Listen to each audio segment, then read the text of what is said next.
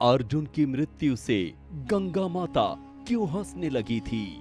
दोस्तों, माना जाता है कि महाभारत काल के सबसे बड़े धनुर्धर अर्जुन अगर महाभारत के युद्ध में नहीं होते तो शायद ही पांडव ये युद्ध जीत पाते। लेकिन आज हम आपको एक ऐसी कहानी बताने जा रहे हैं जिसे सुनकर आप हैरान रह जाएंगे। महाभारत में एक ऐसी कथा का वर्णन किया गया है जिसमें अर्जुन के पुत्र ने ही कर दिया था अपने पिता का वध। आखिर क्यों अर्जुन की मृत्यु पर देवी गंगा मुस्कुराने लगी? आइए जानते हैं पूरी कहानी वीडियो के अंत तक। दोस्तों, कथा के अनुसार जब महाभारत का युद्ध खत्म हुआ तब युधिष्ठिर को हस्तिनापुर का राजा बना दिया गया था और कुछ दिनों के बाद भगवान श्री कृष्ण के कहने पर युधिष्ठिर ने अश्वमेध यज्ञ को शुरू कराया और प्रथा के अनुसार यज्ञ को अर्जुन के नेतृत्व में छोड़ दिया गया। जहां जहां घोड़ा जाता वहां अर्जुन अपनी सेना के साथ उसके पीछे पीछे जाते।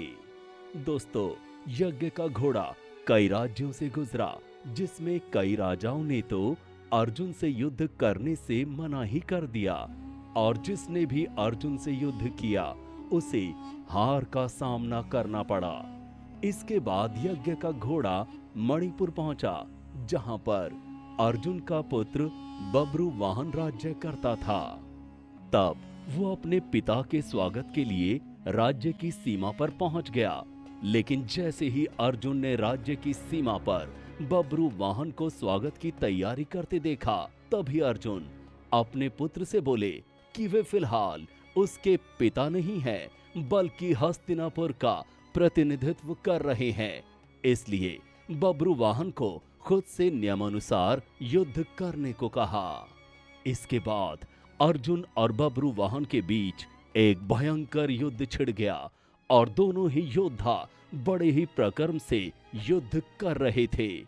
तभी बब्रुवाहन ने कामाख्या देवी से प्रार्थना करके दिव्य अस्त्र प्राप्त किया और बब्रुवाहन ने उस दिव्य अस्त्र को अपने पिता अर्जुन पर वार कर दिया जिससे उसका सिर धड़ से अलग हो गया था।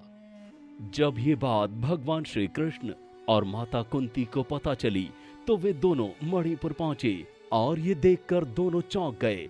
तभी भगवान श्री कृष्ण ने देखा कि देवी गंगा अर्जुन की मृत्यु से मुस्कुरा रही हैं। इतने में श्री कृष्ण कुछ पूछ पाते कि देवी गंगा ने माता कुंती से कहा कि वो रो क्यों रही है, क्योंकि उनके पुत्र को उसके कर्मों की सजा मिली है।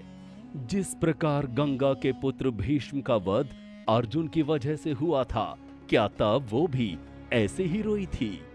आज गंगा ने इसका बदला ले लिया क्योंकि जिस बाण से बब्रुवाहन ने अर्जुन का वध किया था वो माता गंगा के द्वारा ही बब्रुवाहन को प्रदान किया गया था। ये सुनकर भगवान श्री कृष्ण ने गंगा से कहा कि अर्जुन ने तो उस दिव्य बाण से आपका मान बढ़ाया है और भीष्म का वध उनकी इच्छा से ही हुआ था। भगवान श्री कृष्ण के तर्क सुनकर गंगा माता ने अर्जुन के सिर को जोड़े जाने का उपाय बताया जिससे अर्जुन पुनः जीवित हो गए। दोस्तों, अगर आपको हमारी ये वीडियो अच्छी लगी हो तो वीडियो को लाइक करें, शेयर करें और कमेंट बॉक्स में जय श्री कृष्णा लिखना न भूलें।